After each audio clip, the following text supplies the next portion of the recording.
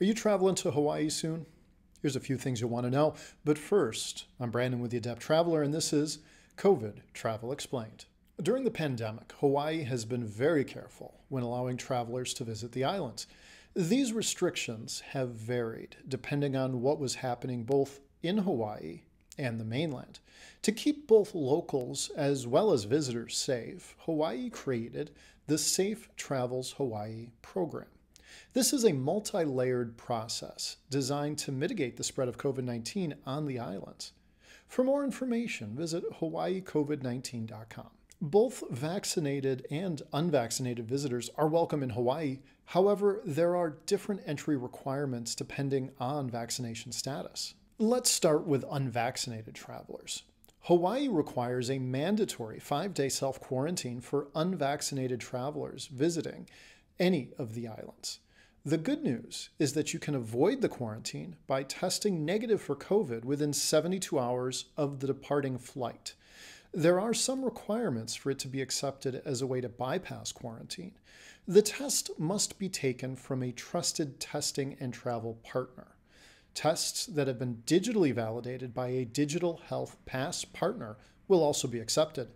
You will need a hard copy of the test result when arriving.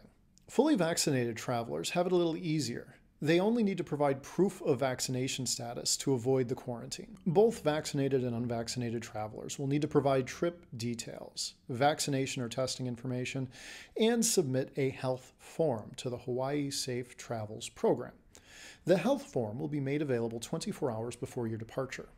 Once this form is submitted, you will receive a QR code that will be used to verify your status while traveling. It is recommended that you carry hard copies of testing status, proof of vaccination, and the QR code received from the Safe Travels program while traveling in Hawaii. For travelers arriving from an international destination, Hawaii has aligned its requirements to conform with current federal requirements. These include being fully vaccinated and having a negative PCR test taken within 24 hours of boarding the final leg of their trip.